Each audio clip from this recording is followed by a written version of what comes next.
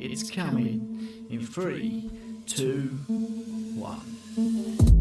On the air with FDTTV, the premier West Ham and Arsenal football podcast, brought to you every Monday by Michael Hawes and Ian Varker.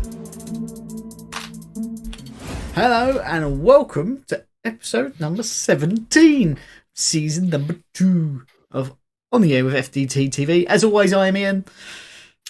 I'm Mike. And we have a very busy evening going on. As we speak, the Ballon d'Or is getting closer to being drawn.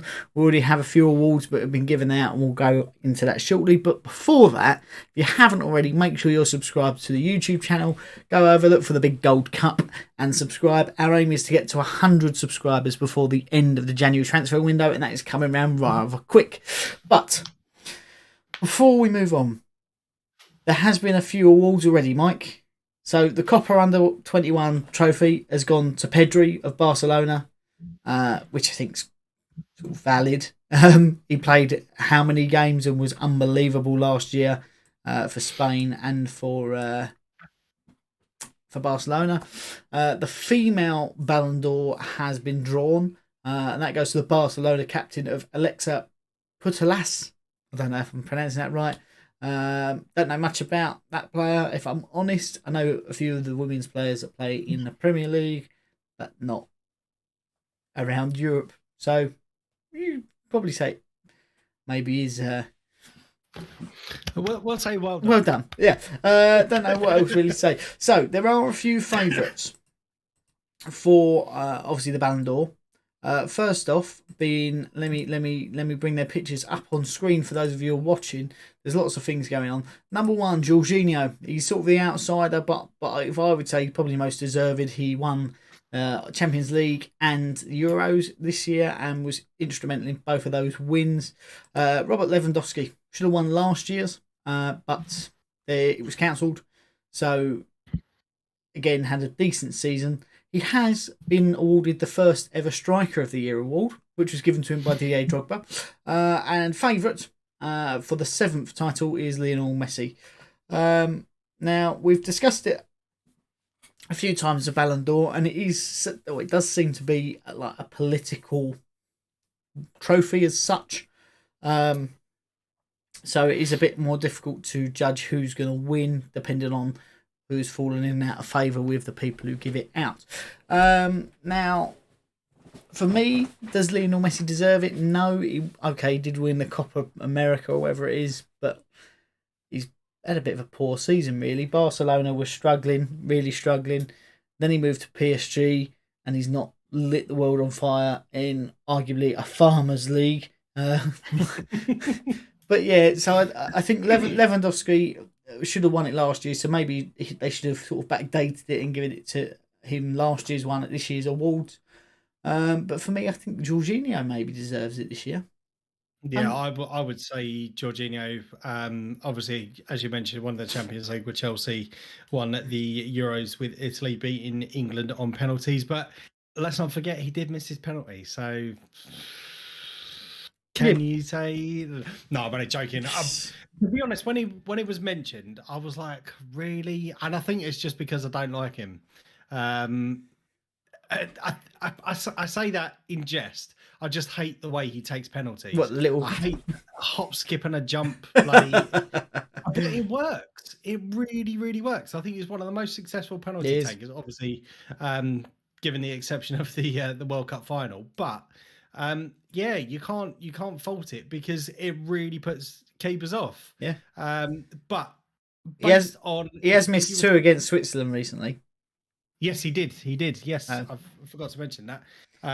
But yeah, I would say out of the 3, 100%, Jorginho out of those 3 definitely deserves the Ballon d'Or, as a very good friend Philip Bannon would say. Yeah, I don't understand what Messi's done to justify winning the Ballon d'Or again. But if he does, obviously it would be clearly a quote, air quotes, Barcelona clean sweep, because obviously it would have been given for his time whilst he was at Barcelona. Yeah. But yeah, If he does win it, then we know there's something dodgy going on. Yeah. But then again, it's FIFA, so it's obvious, isn't it? Yeah. There's something dodgy's going on. Yeah. Well, yeah. You're not too far wrong. So after that big news, obviously, when we do get a winner, we will bring that to you. Obviously, by the time you're listening to this, you could have looked it up already. You might already know, but we're doing it as it's happening. Now, number 2 on the agenda list of big things to happen in football. Ralph Rangnick has taken over from the interim boss of Michael Carrick at Manchester United and is now the interim boss of Manchester United on a 6-month contract. Now, there's been some confusion over Rangnick and who he is, because some people have heard of him, some people haven't. Jurgen Klopp seems to be really impressed with him, so do some of the other managers, and he's sort of being foretold as sort of the godfather of the Gegenpress, so to speak. But for those of you who don't really know, managerial clubs of note: Stuttgart, Hanover and Schalke. He spent the last couple of years director of football at Leipzig, supporting some good players there, some good talent there. And yeah, so, and when I talk about those clubs, they were sort of the early 2000s, 2005 to 2011, I want to say. And he's a sort of manager who has come into these German clubs and set them up for success sort of long term. Over the next 6 or 7 years, they were in the Champions League, they were in Europa Leagues, and they were doing decently well in the Bundesliga. Obviously, Schalke are in some sort of financial trouble now in the second division, but he's not been there since 2011, so you can't really blame him for that. But he's only ever won one trophy, so is that the sort of manager that Manchester United want now? I personally do not think so. However, I think he's been brought in for that work ethic of trying to get players to run around and press. Other than that, I think it's sort of a two-finger salute from Ed Woodward to say, I'm going and I'm going to put you with someone who no one really knows, the media are going to go mad for, and everyone's going to laugh at you again. But what's your take on Rangnick coming in? It's a very, very, very strange appointment. I know that obviously they want someone with experience, I suppose, to kind of fill the void, because I think looking at the previous manager for Manchester United, obviously Ole Gunnar Solskjaer didn't really have much in the way of credentials or elite level credentials. When he first come into the club, obviously there was that bit of a managerial bounce, which obviously gave him the contract, and I think it was just shy of his 3 years at the club for when or just before he was sacked. It gave his all for the club, but for me, this is a very, very, very strange appointment. I don't understand why they have gone for an interim manager. I think with the likes of Ollie at the wheel, granted, I think they finished second and third in the last 2 seasons, so he's not done terribly. He's obviously just not been able to progress Manchester United to title contenders where they want to be. Obviously, he's missed out on Champions League. Missed out on winning the Champions League. Missed out on winning the Europa League. It's just not meant to be. But I think maybe this is kind of like they've gone with who they can get sort of thing. Yep. But I think when you look at the likes of the calibers of managers who would link with the job, such as your Brendan Rodgers, who else was linked with the job? Pochettino. I do wonder if this is kind of like a temporary measure for them to get one of those deals over the line. Obviously, with the season in flow, they don't want to upset the apple carts with the teams that they're currently with, so they've possibly agreed something on a preliminary basis, as if to say, right, we'll get the season over the way. You can give us X amount of money, and then you can have him. So that may be the logic behind it. Yeah, but yeah, it's such a strange appointment for me. Well, it's one of those things, as you said, Pochettino's heavily linked with a job. They wanted like 17 million quid for him. Do I think that's the right appointment? No. What's he done? He's got to a final. Then it all fell apart. it's similar with Brendan Rodgers. What was his greatest achievement? Finishing second in the league. Do you know what I mean? They're not bringing in humongous things. I do think it may be a case Ed Woodward's going, bring in Rangnick, get in that style of football, and then get him to replace Woodward because he's a footballing person. And actually, all the clubs he's been a director of football at, he's done really well. He understands the game, he understands the players, having been one, and he understands management and the importance of it. He also is playing this, or known for playing the sort of football that is successful at the moment. Obviously, it won't always be as styles change, but you can't go far wrong with hard work and high press. But that being said, we have some updates for the Ballon d'Or.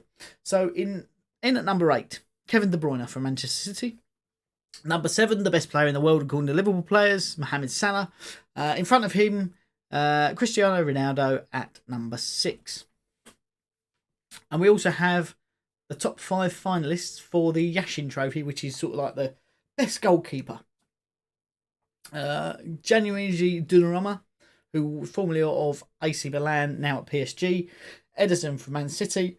Edouard Mendy from Chelsea. Manuel Neuer from Bayern Munich. And Jean Oblak from Atletico Madrid. In my opinion, I think that's got to go to Mendy. However, it hasn't.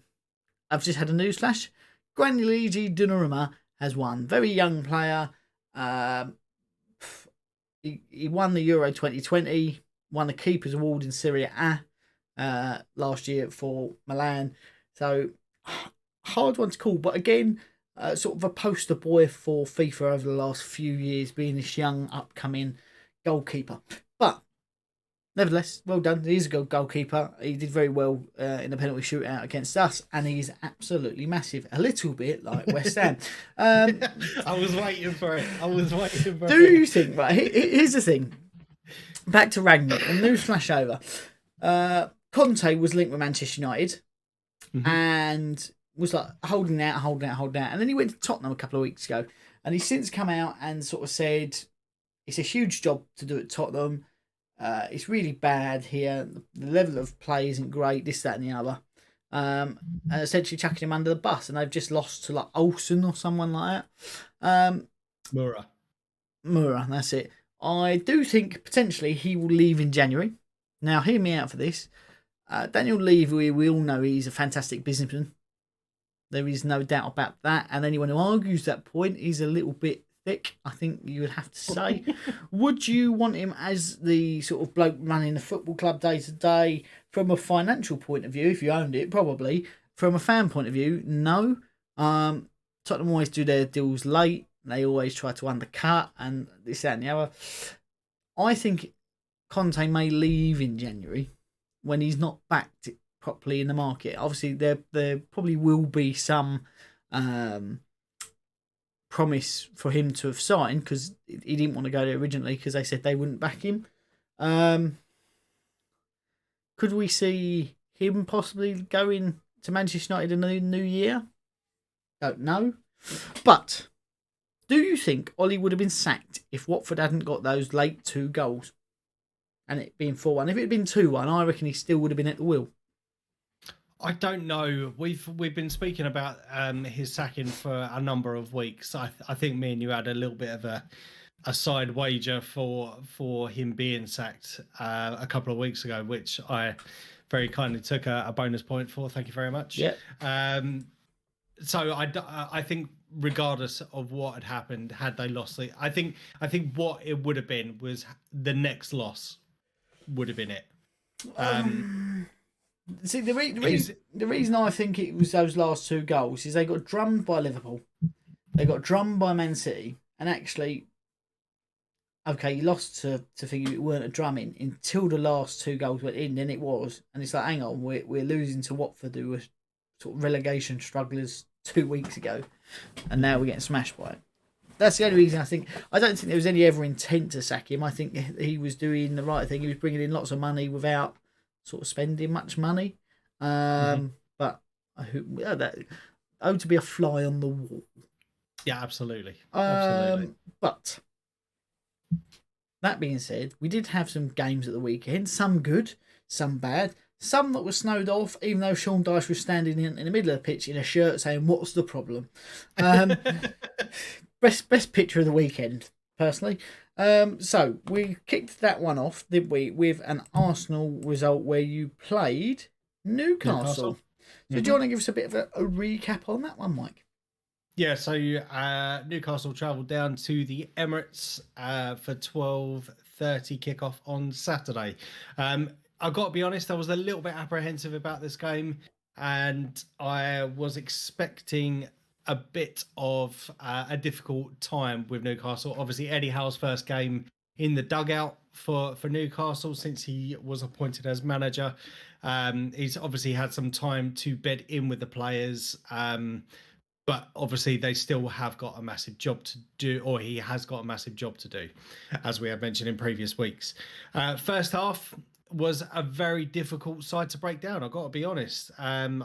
Again, it was one of those ones I thought it was going to be a disappointing performance from us. We'd had a few chances, nothing I would say really clinical, but then in the on the other hand, Newcastle had a couple of chances as well. Aaron Ramsdale popping up with some absolute brilliant saves again. In the second half, it did take a good bit of link-up play between Nuno Tavares, Bukayo Saka, Emile Smith-Rowe, and we finally broke down the Newcastle defences. They had played very well and very sturdy up until that point. There was a couple of dubious decisions, I suppose, either way, in terms of fouls committed, possible penalty awards. But shortly after, Bukayo Saka got injured and has had to be substituted off, and in place come on Martinelli. I think it was about 84 or 89 seconds after being on the pitch, secured the win with a second goal. Brilliant touch, brilliant finish. It's nice to see him getting some minutes on the pitch. It seems to be a very competitive squad at the moment, obviously, with even if you look at the likes of Kieran Tierney, the way that Nuno Tavares has been playing recently, Kieran Tierney is reported back to be fully fit and still can't get minutes on the pitch because of, I suppose, the consistency of Nuno Tavares. I did see something that potentially why he has kept his place in the team this week is a bit of a confidence booster because he had a bit of a shambolic game against Liverpool, but the manager stuck with him. I thought he was absolutely brilliant. Pulled off, I think, one of the best challenges that had it been the other way, you'd be screaming for a penalty. But it was a last-ditch tackle, done really well. Didn't even get looked at by VAR, so it's just one of those things. And in the end, comfortable winners. I think that the first half was a bit of a drab display. Second half was a lot better. Aubameyang missing and hitting a post from a yard was one of those ones you were adamant that it was going to break the back of the net. It didn't. It hit the post. It went out, and you could see the disappointment on his Emile Smith-Rowe's and Bukayo Saka's face. But it's just one of those things. But yeah, overall, solid 3 points. It takes us now up on level points with you. You're only above us on a much superior goal difference. But we are catching you, mate. And soon we will be the biggest club in London other than Chelsea very soon. Well, I don't know about that, mate. Don't know about that, mate. We could be bottom and still be massive. Massive failures. So with that being said, obviously Saka come off. It looks like he's got possibly a bit of a muscular injury. If he's out, does Martinelli start the next game? It's a difficult one because obviously we've kind of forgotten over the last few weeks of our £72 million player Nicola Pepe, who hasn't featured at all recently. As I mentioned last week, there's talks about him potentially going in January. I think it's one of those things where we potentially admit our defeats on that, as we have done with quite a few players over the last couple of seasons since Arteta's been in, cut our losses and just say goodbye to him. And I think one of the difficulties with Nicola Pepe is that when he's on form, he's brilliant. He's skillful. He's got an amazing left foot on him, but he's just so inconsistent. And I think one of the things that Arteta is looking for at the moment is that level of consistency. Obviously, we have got the FA Cup coming in a couple of weeks. Obviously, after Christmas, we'll start to see the third round kick in. And if he doesn't go in January, in the January market, I do see him featuring in the FA Cups. But for me, if Bukayo Saka is out injured, hands down, Martinelli starts for me. It's one of those things that I think you've hit the nail on the head there. Is Arteta is after consistency, because to finish in the top four, he knows as a player, to be the very best, you have to be there week in, week out. Even if you have a bad game and a hard game, you have to be consistent with your performance. And you saying about Pepe possibly being on the way out, do you think Newcastle could be a possible destination? Yes. Obviously, I don't know if you heard Gabby Bonglahor on TalkSport. I think he summed it up very well. If you got offered £40,000 a week to play at Newcastle or £30,000 a week to play at Brentford, every player would choose Brentford. Newcastle is too far north. The weather's a bit shit. Okay, you've got a good fan base, but no one wants to live there. There's nothing. So I think the owners there are not footballing people, and are thinking that actually the law of money will bring in players, but I think they're going to struggle maybe more than what they anticipated. Now, I think loans may be a way forward, because you're not living there permanently, and it keeps them up.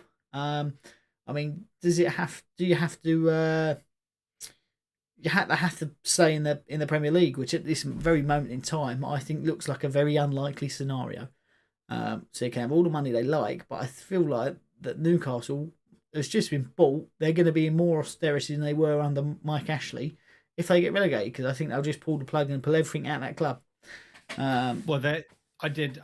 You mentioned about the Gabby Bonglahor conversation. I was actually listening to that, and I think he made a very good point. Obviously, the takeover from the consortium for Newcastle has not been any secret. Everyone knows that the consortium or the new owners are really, really wealthy. Yeah. So Newcastle, if they do want to make any signings for what would be a £30 million player, they are going to have to pay a premium for, in order to secure those signings. Obviously, as you said, with the location of Newcastle up in the northeast, it is a bit cold and drab. And but I think one of the only things that Newcastle, I suppose, in a sense, obviously, I don't want to badmouth Newcastle completely, because I think it is quite nice up there. I've been up that way a few times, but certainly the football team is one of the best things about Newcastle. Oh, it's the lifeblood of the city, isn't it? Yeah, absolutely. They've got die-hard fans there, and if you go and play for them, I'll rephrase it. If you go and play for them, you will be adored by the fans, even if you have a bit of a crap display. Whereas if you manage them, it's a bit of a different story altogether. But yeah, I do think that what you mentioned earlier about the whole destination for Pepe, I have seen rumours of it in the past few weeks, and I think it is going to be something like a stupid offer to get him to go up there. To play for Newcastle, and I wouldn't be surprised, because at the end of the day, they're football players. They want to play football. Well, the majority of them want to play football, and I don't see it happening at the moment with the squad that we've got. No, I you think it would be a decent signing for Newcastle. I think Maximin on one side, Pepe on the other, Callum Wilson up front. They just have to sort out sort of defensively what's going on. Who knows? But John Joe Shelby did force a save out of Aaron Ramsdale, and what a save it was. Yeah. He likes a picture-perfect save, doesn't he? Absolutely. He absolutely loves it. He did obviously have a bit of a wince on him afterwards, possibly overstretching, but yeah, we've seen some absolutely standout saves from Aaron Ramsdale over the course of the season since he's come in. And I do go back to the point where he did sign. I think the people that come out and said why we buying this player, he's been relegated X amount of times, but there's yeah, you being one of them. I think hands down signing of the season for us. He's been phenomenal. He's proved me wrong. Yeah, we've seen so many inconsistencies over the last couple of years in terms of our goalkeeping from Leno. I'm not saying that he's a bad keeper. He's obviously a keeper that was very, very down on his confidence. Because up until the point that he got injured, the year that we won the FA Cup a couple of years ago, he was by far the best player. He was the shining light amongst the team because, again, there are certain games that we could have had cricket scores. But once he got injured, he has been a bit ropey, inconsistent with playing out from the back. Some few dodgy passes have cost us. And I think it's taken something like Aaron Ramsdale coming in to see what a difference a good goalkeeper makes. I've forgotten how many clean sheets that we've kept already this season. And how often can you say that about an Arsenal team over the last few years? It's true. I think he has kept you in games. I think he has made you better. And just to say that, we're down to 2. So, at number 5 for Ballon d'Or, N'Golo Kante. Number 4, Karim Benzema. Number 3, Jorginho. Okay. So that leaves Lewandowski and Messi. Messi's got it. But hey ho, we'll wait and see. And that led us on to a nice little score for West Ham against Manchester City, if you're a Manchester City fan. So I've made myself some notes about this game. Obviously, it was snowing. There was a full cohort of West Ham fans there, even though none of the trains were running into Manchester. So I think we did quite well to get everyone there. However, we were outclassed. We were outplayed for long periods of that match. We only had 31% possession. We had 5 shots to City's 15. So in that sense, I think we did quite well. But Fabianski, what I'd say, rooted to the spot for 2 goals. Yet again, seems to be very heavy on his feet this season. I've said it over and over again. He's not good enough. And I know you have to stick with your number 1 goalkeeper, but I want to see Areola playing in the Premier League. We've been phenomenal in Europe, and he's been the player. We've been phenomenal in the Cups. He's been the player. Get him in the Premier League. We're in need of a win now. Otherwise, this is where that drop off in form comes. And I know we've had lots of games and this, that, and the other. But so does every other team that play in the Champions League year in, year out. Ben Johnson cleared one off the line. Fantastic play for us. He's been phenomenal since coming into teams, keeping Soufal out of the team, funnily enough, which is a feat in itself.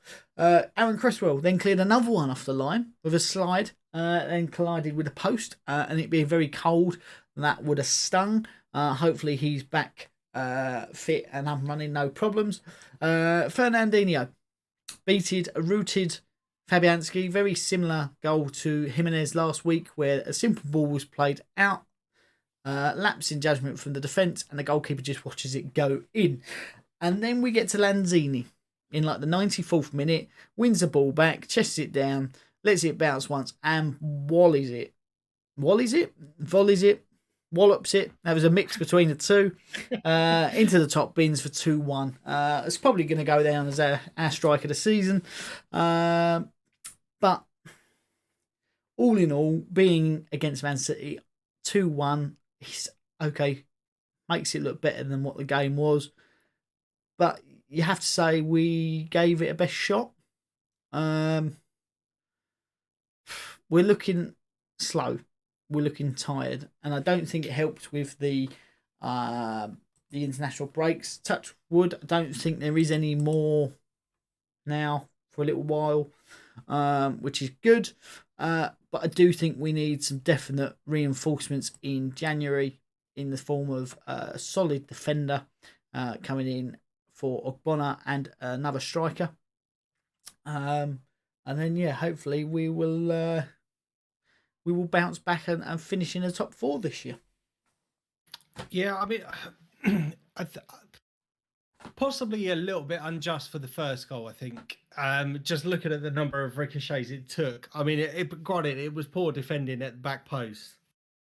where even as a schoolboy, you're told to stick goal side of your player, and a good one just had kind of like an open free reign of the goal. And now again, it did take a lucky few deflections as it was coming through, but right place, right time. If your defender's not goals, I think if your defender's goal side, that wouldn't have been 1-0, but unfortunately it was one of those occasions. The second goal, I think this draws back to the point which you've said several times about West Ham, as in if you play football against us, you will beat us. Yeah. And I was looking at Fernandinho's position at the edge of the box, completely unmarked. It was so frustrating for me to see that, because you could see there was a couple of West Ham players around that could have potentially shut him down or been a bit closer to him at that particular point that the ball was played out to him. But for me, I think that was the worst goal out of the two, just because of the amount of space that he had. Granted, I think Fabianski could have done a bit better. I think if his initial starting position was a bit better, potentially palms that past the post. But yeah, the first goal, sloppy defending. Second goal, very sloppy defending. West Ham's goal, what an absolute belter. I saw that as soon as that crashed against the post in it, I was like, yes, that is a goal. But that almost kind of like, dare I say it, Thierry Henry-esque against Man United. I know obviously it was a completely different post, but just the way he took it on the chest, swiveled, bosh. Super finish. Absolute super finish. It's one of those things. Lanzini doesn't seem to do much for us anymore, apart from score absolute bangers once a season. I mean, the thing is, right, and West Ham fans will probably slay me for this, is Declan Rice has been phenomenal this year for us, going forward more, which leaves Souček sort of doing a sweeping side of things, which is why we've not seen him in the box so much, making those late runs. However, he's not the defensive midfielder that Declan Rice is. I think Declan Rice possibly is better going forward as well, in terms of a more technical all-round player rather than sort of that lunging last-minute header. But I think if Declan Rice was to sit in that defensive midfield and let Souček wander forward, we wouldn't have conceded as many goals. And Lionel Messi has just won the Ballon d'Or. Called it. I should have had a bloody bonus point on it. And I'm going to say this. I read something earlier. Possibly a few days ago. I can't remember exactly where I read it. It was either Twitter or Facebook or somewhere, some social media website, that apparently Messi had leaked to someone, because it had been leaked himself, that he'd already won the Ballon d'Or. I think that's a joke. I can't think of what he's done to justify winning that. Here's the thing, right? He's just before that, Chelsea had won Club of the Year, right? So, because they won the Champions League and the Women's Super League. So, sort of fair enough. So, what they're saying is they've got a new trophy for Striker of the Year, who's won. And generally, he's attacking players who win the Ballon d'Or. He's come second. A player who's won the Euros and part of Club of the Year for winning the Champions League has come third. And Lionel Messi, who won the Copa America with arguably the strongest team in the competition, because Brazil were fielding some weird and wonderful teams, has won for a mediocre season at Barcelona. At best. I get that he's sort of the wonder child of FIFA. Ronaldo was for a while, and he had a bit of a falling out of him when he wanted them to pay for his image rights, and they didn't want to. Since then, he's not won a single one. I may add, he's been the lowest rate. He's been lower than Messi in every FIFA. Granted, did he deserve to win it this season? No, he didn't. But it's just corruption after corruption, isn't it? And it's silly, because all fans know that it's all corrupted, and that's the way it is. Surely the footballers must know, but they don't. I suppose they don't want to fall out of them, because otherwise that causes you loads of problems, doesn't it? Yeah. But he's sort of maybe they should start up a new awards thing like the Super League. They'll have a breakaway trophy. But it's just a bit mad. I would love to see the justification behind that. It's bullshit, absolute bullshit. Anyway, but moving on, we have obviously some fixtures coming up. We have 4 games this week: 2 for West Ham, 2 for Arsenal. But before that, we did make some predictions. We did. So, do you want to give us a little update on what those predictions were? Yes. So obviously we had our own teams: Arsenal versus Newcastle, Man City versus West Ham, and we actually had a bit of a bonus fixture last week as well, just because it was possibly one of the ties of the weekend. Arsenal started the weekend off, as we mentioned earlier, against Newcastle. I predicted 3-1. You predicted 2-1. Score was 2-0. So for an Arsenal win, we both get a point. Manchester City versus West Ham. You predicted 3-1. I predicted 4-1. The score was 2-1, so a point each. Chelsea versus Man United, I thought was going to be an absolute drubbing. You weren't convinced. You predicted 2-2. I predicted 3-0 to Chelsea. So an extra point for you. So that moves the points out for this week. Ian, you are on 3 points. I am on 2. The season totals, Ian, you are currently on 23 points. I am on 23 points. He's clawed it back. We are fucking massive. Yeah, so very disappointing week. I completely forgot about that game because I thought with that I still get the extra point advantage, but no, not meant to be. No. So we're moving on to this week's fixtures. As you've mentioned, we have got 4 games this week. We've got the midweek games and also the weekend. West Ham travel to Brighton and Arsenal travel to Manchester United. I think we're at home. Yeah, I was just about to correct Brighton myself. travel to London Stadium. Yes, and Arsenal travel to Old Trafford, and then we have West Ham versus Chelsea, so a London derby there, and Arsenal travel up to the Pool against Everton on the Monday night. So we'll start with the West Ham versus Brighton game. What are your thoughts? West Ham versus Brighton. Obviously, Brighton have come to us, and it's going to take them a long time to get into the stadium because it's fucking massive. Let's get down to seriousness. We've drawn the last 5 against Brighton. Brighton have not won in the last 8, but we have back-to-back defeats, which is not great. I do think Brighton, I don't know if you watched it, should have won against Leeds. They could have won by 15 if they'd been more clinical. It was a great game to watch. They had 20 shots, and they actually tied for the most shots off target with Arsenal against Brentford with 14. Had a couple of sitters. Tariq Lamptey was on fire. However, I think we're going to be the more clinical of the two. I think it's going to be a close game. I'm going 3-2 to West Ham. Yeah, okay. Fair enough. What for? I think Brighton have actually pulled out a couple of dodgy results. Sorry, when I say dodgy results, I don't mean that they've been shockingly poor. I think some of the performances have warranted better results, should I say. Yeah. And I've actually been really surprised by Brighton this year. I think... What do I think?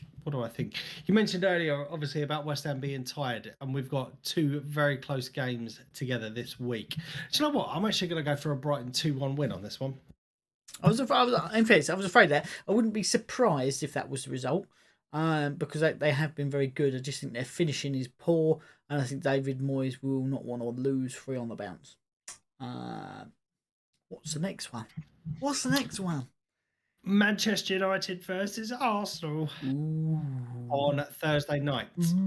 I've got to be honest, I'm a little bit scared about this game. I'm a little bit scared. I know Manchester United's new interim manager is currently awaiting a work permit. So will he be available for the game on Thursday? Will he have enough time to work with the squad? I don't think so. Therefore, I believe Carrick will still be in charge for the time being. However, Ronaldo was rested over the weekend against Chelsea. But saying that, they didn't lose the game without Ronaldo. Old Trafford, I think for us is a bit of a difficult game. I believe I can't remember exactly if we won our home game and drew the away game last year, or whether it was a win and a loss. But I know we can beat them. With some of the recruitment that Manchester United have made this year, with your likes of your Varane and Sancho, and obviously Ronaldo, this is one of those things that I think is potentially going to come bite us in the arse, because whilst we have been scoring goals, we haven't been as clinical as we should be. I am going to go for... I'm going to go for a 1-1 draw on this one, I think. Oh, okay. Interesting. Well, I've made a few notes. Arsenal have lost in the last 5 meetings with Manchester United, which is positive for you. Okay. And that, but then my note after that is, but new manager bounce? ? As you said, he hasn't got a work permit yet, although he's coming in, and he will get one. Will it be too close for it to have any impact? I think regardless, Carrick showed it. Changed lineup from what Ollie Solskjaer was playing, and it. Worse, there's going to be a lot of energy with players wanting to impress to keep their place in the squad. However, it'll probably be a bit unorganised, as we've seen, and will it be enough to make an impact against, you have to say, solid Arsenal defence? I would say that's precursors with Manchester United. I think have got the better attacking lineup. Arsenal have struggled for goals this year, and it's at Old Trafford, which could make a difference. Obviously, it's a big pitch, big crowd, and if they start getting some traction, the crowd will get behind them, and it'd be a lot harder. Ramsdale to be man of the match with a number of good saves, but I have gone for Manchester United 2, Arsenal 1. Time for a loss, I think. Well, we had the loss against Liverpool, didn't we? So, and I think when you look at the grand scheme of things, as I said a couple of weeks ago, I kind of anticipated the loss against Liverpool, because I think that gives a true reflection of where Arsenal were sitting at the moment. I think if anyone has any dreams of grandeur, then they need a realistic slap in the face, because we're nowhere near where we want to be. We obviously can see a plan now under Arteta, which had been a little bit kind of hit and miss towards the back end of last season and the start of this season. When I say the start of the season, I mean the first 3 games. But we can see some sort of identity now, which is good. However, the loss against Liverpool, I think, is kind of the reality check that we needed. We were overdue a loss. And I think if you're going to lose to someone, you can't have any complaints about losing to a very informed Liverpool, a very deadly looking Liverpool as well. But yeah, again, wouldn't surprise me at all if we come away with a loss on this one. We'll move on to the weekend's fixtures now. Big game on the Saturday: West Ham versus Chelsea, London derby. Yeah. And I would like to say it'd be a nice little wedding present, wouldn't it, for a win there? It would be. Form means nothing in this game, though, as we've seen in past seasons. But Chelsea are back to full strength. Lukaku's back on the bench now. Werner's got minutes under his belt. They had the 1-1 against United. I think that was a Jorginho mistake, actually. Cost him the Ballon d'Or. I think the fans will be up for it. But it really does depend on the Brighton result. I think if we get a positive result in that, then we'll push on and give Chelsea a good game. I think if we get a bad result in that, then we could get a tonking. So I'm going to sit on the fence, 1-1. But okay. If you offer me a draw at this point, I'll take it. Okie dokie. Obviously, not knowing who, off the top of my head, who Chelsea are playing midweek, I think Chelsea are going to be ruining the loss. The draw against Manchester United. What am I talking about? It probably feel like a bit of a loss to them, but Chelsea have been unbelievable already this season, even with their striker issues that they've had over the last few weeks. And I think this is going to be a very comfortable Chelsea win. I'm going to go for 3-1, and I think you're going to get a lot of stick from your old man. Probably. Chelsea, out of interest, are travelling to the mighty Watford on Wednesday. Oh, okay, thank you. So, yeah. Yeah, no, it wouldn't surprise me. I mean, if anything, Werner and Lukaku being out, I think has made Chelsea looked more balanced as a team. And I think they've done really well considering they haven't had a striker in the team. We'll see what happens. Can't have everything, can you? Nope. Leaves one last game, Mike. It does. Everton versus Arsenal. Arsenal, Everton. We've been to the old Goodison Park, mate. We know it can be an intimidating place to go to from looking at the stadium. However, it's got to be said that Rafa Benitez is doing a very poor job at Everton at the moment. You mean Agent Benitez? That's what I was just about to say. So some of the cynics are obviously thinking that he is favouring his beloved Liverpool.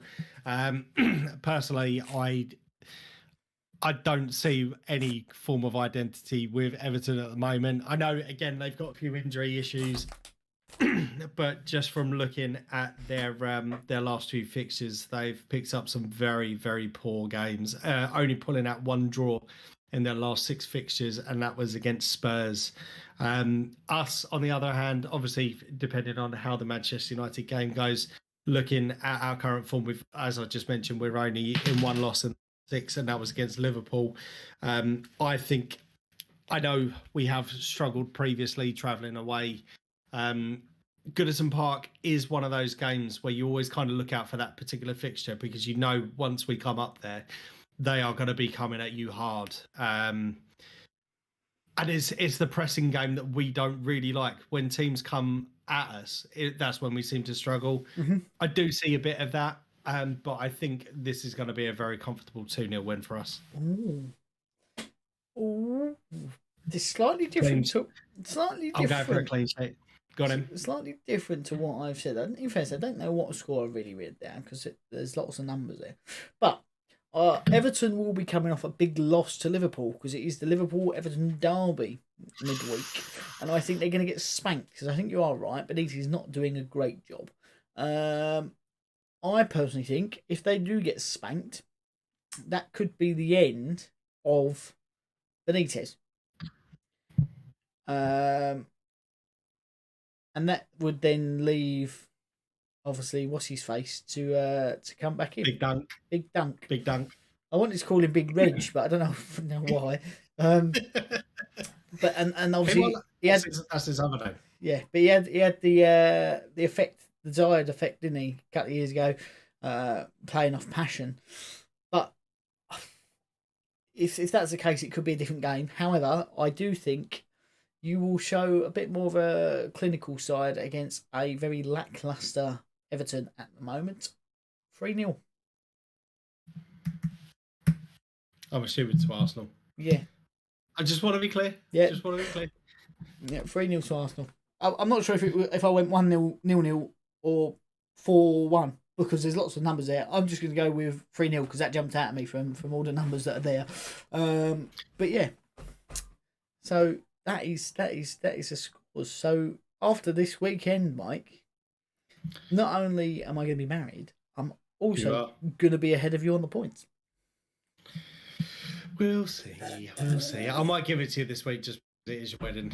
Don't get bonus point for that. That's because I've scored. Yeah. No. Oh, worth a try. Worth a try. If I'm honest, Messi winning that award has sort of ruined my faith in football a little bit. Not as much as VAR. I don't think there was any horrendous decisions this week, though, was there? No. I've just been over the last couple of years. Yeah. VAR should be winning the bloody Ballon d'Or. Should be winning the bribery award. But yeah, that is really infuriating that he has won it. I think the more deserving winners out there, and I think it's a shame for Lewandowski, who should have had one last year. Do you reckon that's why they've made that category? What, or do you think striker? that's been... Yeah, or do you reckon that's just an overdue... I think something's overdue, but then you have to look at why they're not doing midfielder and defender. How do you judge the best defender? Because actually, the best defender is probably in like the Belgian 7th league, and he makes 107 blocks a game. Do you know what I mean? It's just it's a very strange thing. I get the Yashin Award because goalkeepers are not going to struggle to make that impact with the same way that strikers do. Do you know what I mean? The only time really you hear about goalkeepers having a good game is if they make a really picturesque save, a bit like Aaron Ramsey has done over the last few weeks, or they've made an absolute howler. If they've had a solid game and no one's been outbeat them, you just go, oh, it's clean sheet. Do you know, moved on. Oh, but did you see that Antonio scored 2? Do you know what I mean? Like, and they were shitty goals, like rebounds and tap-ins, but he gets more plaudits than the goalkeeper would have done for keeping a clean sheet, making 7 saves.